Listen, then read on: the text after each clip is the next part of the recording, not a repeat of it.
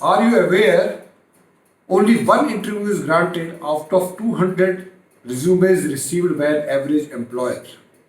I repeat, her 200 resumes जो employer के पास आते हैं उनमें से सिर्फ एक कैंडिडेट को जो है इंटरव्यू के लिए बुलाया जाता है, बाकी जो 199 रिज्यूमेज हैं उनको डस्टबिन में फेंक दिया जाता है.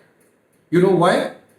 The simple answer is because most of the candidates they don't write an effective resume, they just do copy and paste.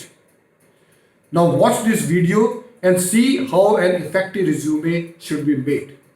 I, Colonel Sanjeev Sirohi, former Director HR, soft skill trainer and founder of Heroes Quest program, will tell you how to make an effective resume. When you start making an effective resume, you must ask 3 questions. First is, why should I write an effective resume? भाई मैं क्यों लिखूं अच्छा resume? Why can't I write a normal resume? Second question can be, how do I go about writing my resume? मैं किस तरीके से लिखूं? क्या प्रोसीजर है लिखने का? And thirdly, what should I cover in the resume?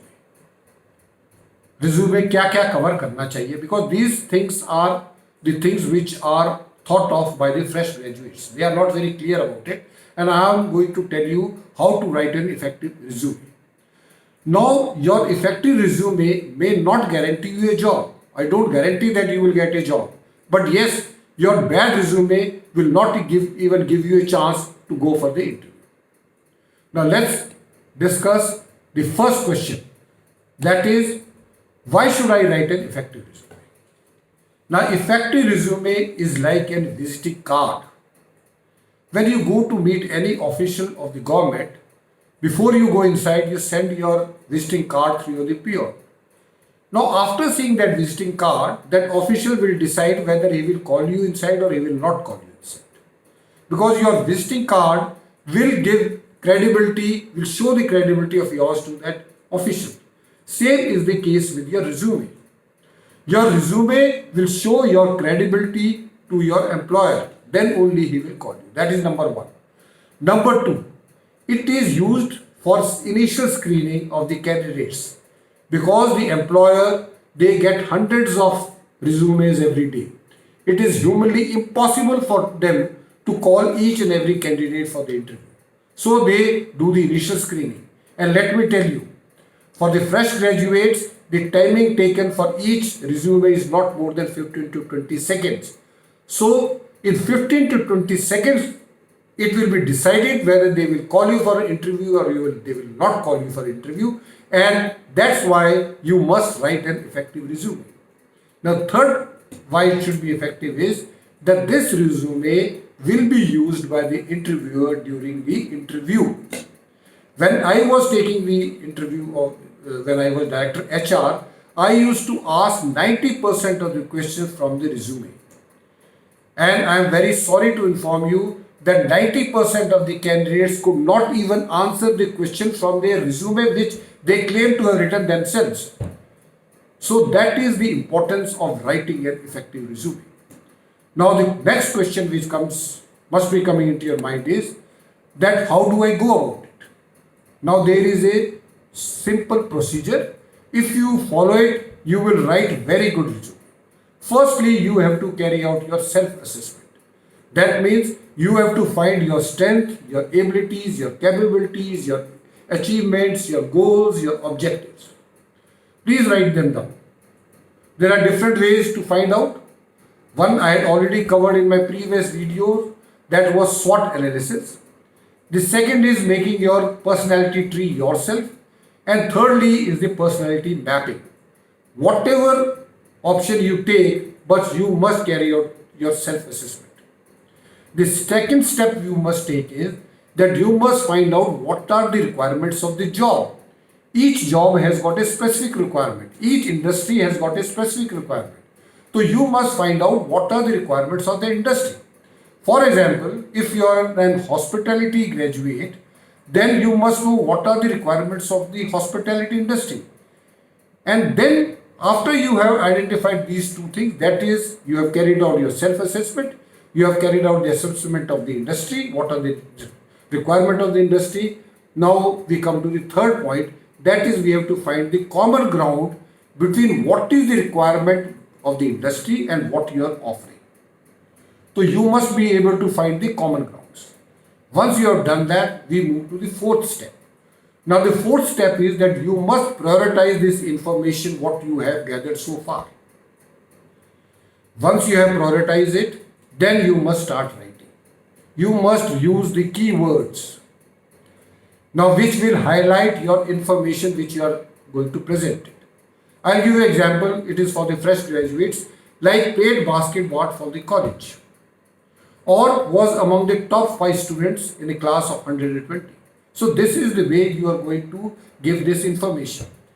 You must also use phrases with action words describing the information, like led the college detachment or the college contingent in Republic Day parade, establish the chess club in a college. So these are the things which are showing that you are action oriented. Now we move on to the next question. What should I cover in a resume? Well, this is very, very important. There is no yardstick, but I am just going to tell you few steps which must be included, things which must be included. Now first, on the top should come your name, address, your contact number and your email address. Then comes your career objective. Now career objective should be that which you should be able to explain during the interview. Unfortunately, 99% of the candidates, they just copy paste the career objective. And during my period time as a director HR, I always used to ask this question of career objective. And unfortunately, 95% of the candidates, they could not answer this question because they had not written that down themselves. They have copy pasted. So please don't do it. And it is a very simple thing. It should be just not more than 2 to 3 sentences. It should be a visionary statement which should be looking at the long term. And you should be able to explain it. And it should reflect your personality. That's all. It is not more than 2 to 3 sentences only.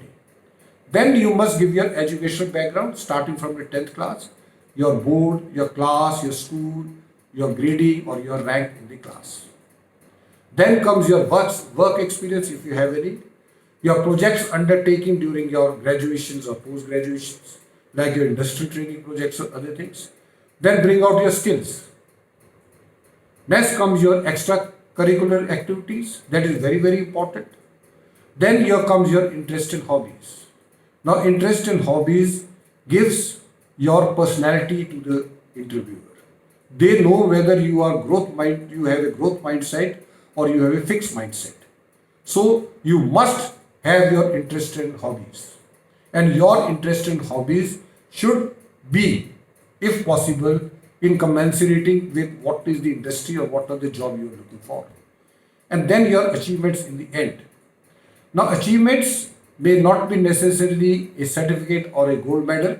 It could be anything which you have done for the society, for your college, for anything. Those are also your achievements. And you must mention those achievements. Don't think that they are very small things. It doesn't make any difference to anyone. No, it makes difference to anyone. So these were the few things which I wanted to tell you. And if you follow these 3 questions and you are very clear about those, I'll just repeat those questions. Firstly, why it is important to write an effective resume.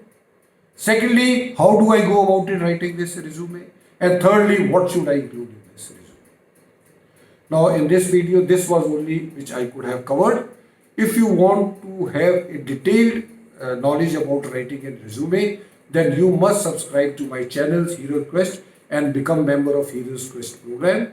For the rest of you, I'll request you to please share this and please give comments down below. Thank you. Jai Hind.